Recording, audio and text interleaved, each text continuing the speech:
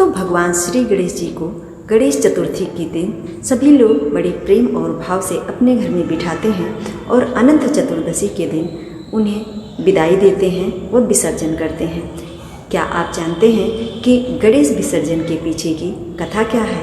आइए जानते हैं गणेश विसर्जन की कथा। गणपति बप्पा की मूर्ति को 10 दिन बाद जल में विसर्जित करने के पीछे की मुख्य वजह महाभारत और महर्षि वेद व्यास जी से जुड़ी है। दरअसल महाभारत के रचयिता महर्षि वेद व्यास जी ने भगवान श्री गणेश जी से इसे लिपिबद्ध करने की प्रार्थना की थी।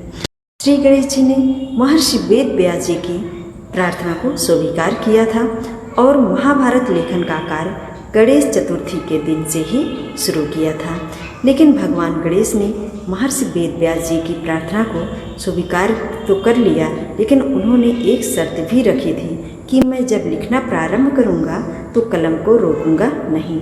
यदि कलम रुक गई तो लिखना बंद कर दूंगा। तब वेद व्यास जी ने कहा, भगवान आप देवताओं में अग्रणी हैं, विद्या और बुद्धि के दाता हैं और मैं एक साधारण ऋषि हूँ। यदि श्लोक में मुझसे त्रुटि हो जाए तो आप उस श्लोक को ठीक कर उसे लिपिबद्ध कर दीजिएगा। गणपति जी ने सहमति दी और फिर दिन रात लेखन कार्य प्रारंभ हुआ और इस कारण गणेश जी को थकान तो होनी ही थी, लेकिन उन्हें पानी पीना भी वर्जित था। अतः गणपति जी के शरीर का तापमान बढ़े नहीं, इसलिए वेद व्यास जी ने उनके शरीर पर मिट्टी का लेप किया और भाद्रपद शुक्ल पक्ष की चतुर्थी को गणेश जी की पूजा की, जिसके बाद महाभारत लेखन का कार्य शुरू हुआ। इसे पूरा होने में करीबन 10 दिन लग गए। जिस दिन गणेश जी ने महाभारत लेखन का कार्य पूरा किया उसी दिन अनंत चतुर्दशी थी। लेकिन तो जिस दिन भगवान गणेश जी ने महाभारत लेखन का कार्य पूरा किया उस दिन अनंत चतुर्दशी थी। लेकिन लगातार 10 दिनों तक बिना रुके लिखने के कारण भगवान गणेश जी का शरीर जड़वत हो चुका था। मिट्टी का लेप सूखने पर गणेश जी के शरीर में अकड़न आ गई। इसी कारण गणेश जी का एक नाम पार्थिव गणेश भी पड़ा। वेद व्यास जी ने देखा कि गणपति का शारीरिक तापमान फिर भी बहुत बढ़ा हुआ है और उनके शरीर पर लेप की गई मिट्टी सूख कर झड़ रही है। तो वेद व्यास जी ने उन्हें पानी में डाल दिया। इन 10 दिनों में वेद व्यास जी ने गणेश जी को खाने के लिए विभिन्न पदार्थ दिए।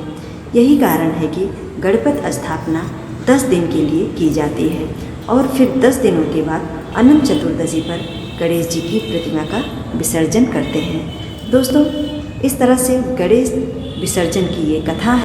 तब से लेकर के आज तक हम सांसारिक जीवन में जी रहे मनुष्य भी भगवान श्री गणेश जी की प्रतिमा की स्थापना गणेश चतुर्थी पर करने के उपरांत उन्हें 10 दिनों के पश्चात अनंत चतुर्दशी के दिन विधि विधान से उनका विसर्जन करते हैं और उनका प्रिय भोग जो कि मोदक होता है उसको उनके भोग प्रसाद में ज़रूर शामिल करते हैं। आज की वीडियो में बस ही इतना ही। दोस्तों, यदि हमारी जानकारी आपके लिए थोड़ी सी भी लाभदायक हो, वीडियो को लाइक कर दीजिएगा और चैनल को सब्सक्राइब कर दीजिएगा आने वाले वीडियोज़ के लिए। जय श्री कृष्णा, राधे राधे।